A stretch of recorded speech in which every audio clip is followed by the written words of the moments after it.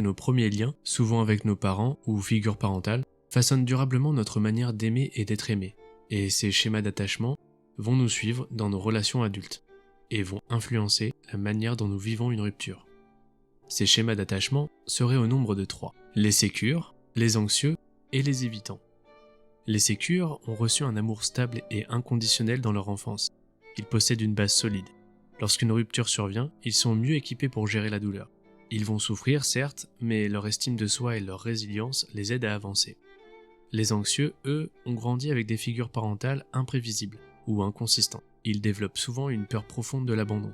Lorsqu'ils perdent un partenaire, la rupture est vécue comme une attaque directe à leurs valeurs personnelles. Ils peuvent être obsédés par l'idée de réparer la relation ou se demander sans fin ce qu'ils ont fait de mal.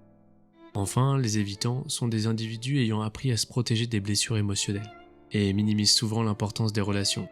Mais cette apparence indifférente cache souvent une souffrance intérieure.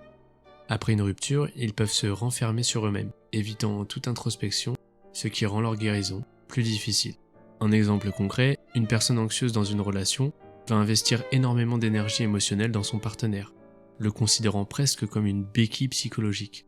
Lorsque la rupture survient, elle va perdre non seulement son amour, mais aussi la stabilité qu'elle avait construite autour de cette relation.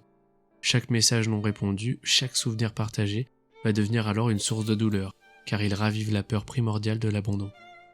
Et à la différence de celle-ci, une personne évitante pourrait rationaliser la rupture, et affirmerait que cela ne compte pas vraiment.